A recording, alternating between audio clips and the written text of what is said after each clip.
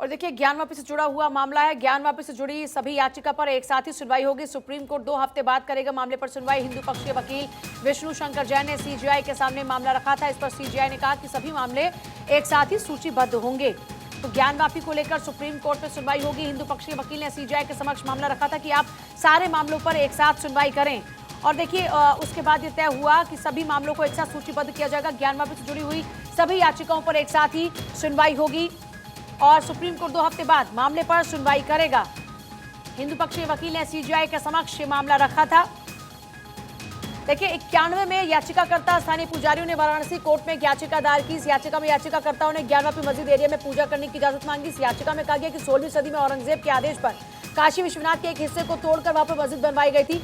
ज्यादा जानकारी के लिए सुमित का रुख करेंगे। ये तो इतिहास की बात हुई, लेकिन वर्तमान में अगर बात करें सुमित, तो सभी याचिकाओं को एक साथ सूचीबद्ध किया जाएगा। 2 हफ्ते बाद मामले पर सुनवाई होने जा रही है।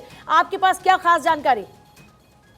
बिल्कुल, देखिए चूंकि कल यह मामला सुप्रीम कोर्ट के सामने लगा था और सीजेआई ने कहा कि 2 हफ्ते बाद मामले की सुनवाई जो है वो होगी। जिसके चलते आज हिंदू पक्ष के जो वकील हैं विष्णु शंकर जैन, उन्होंने मामले की स्पष्टता के लिए सीजेआई के सामने मामले को रखा। जिसके बाद सीजेआई ने कहा कि सभी याचिकाओं को एक साथ क्लब कर दिया गया है और एक साथ हिंदू पक्ष और मुस्लिम पक्ष दोनों की याचिकाओं पर एक साथ सुनवाई की जाएगी।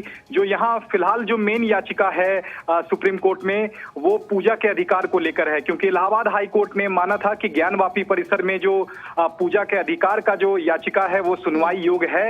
इस हाई कोर्ट के आदेश को मुस्लिम पक्ष ने सुप्रीम कोर्ट में चैलेंज किया था, जिस पर सुप्रीम कोर्ट में मामला लंबित है। कल मामला सुप्रीम कोर्ट में आया था, लेकिन कोर्ट ने कहा कि विस्तार से 2 हफ्ते बाद सुनवाई होगी और इस मामले की स्पष्टता के लिए हिंदू पक्ष ने आज सुप्रीम कोर्ट के सामने मामला रखा था।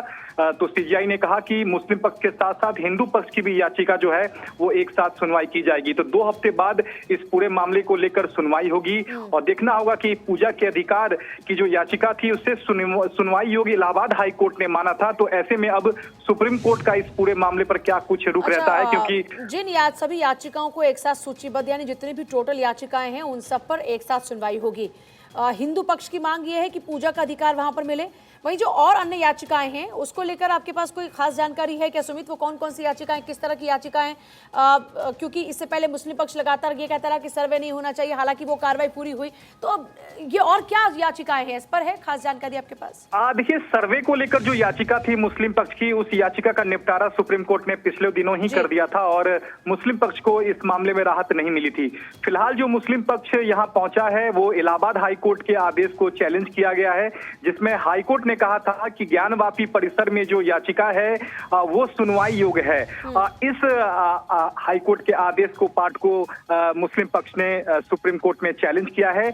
यहाँ बाकायदा मुस्लिम पक्ष इलाहाबाद हाई कोर्ट के आदेश को चैलेंज कर रहा है, तो वहीं हिंदू पक्ष हाई कोर्ट के फैसले को सही ठहरा रहा है। तो यहाँ कैविएट हिंदू पक्ष यहाँ दायर कर रखी है। तो 2 हफ्ते बाद अब दोनों पक्षों को सुप्रीम कोर्ट सुनेगा। उसके बाद इलाहाबाद हाई कोर्ट का आदेश सही है या नहीं, इस पर सुप्रीम कोर्ट फाइनल डिसीजन देगा। बहुत शुक्रिया आपका सुमित, फिलहाल पूरी जानकारी के लिए। तो फाइनल डिसीजन सुप्रीम कोर्ट का होगा और सुप्रीम कोर्ट 2 हफ्ते बाद तमाम याचिकाओं पर एक साथ सुनवाई करेगा। सभी को एक साथ सूचीबद्ध करके सुप्रीम कोर्ट मामले पर सुनवाई करेगा और अपना फैसला सुनाएगा।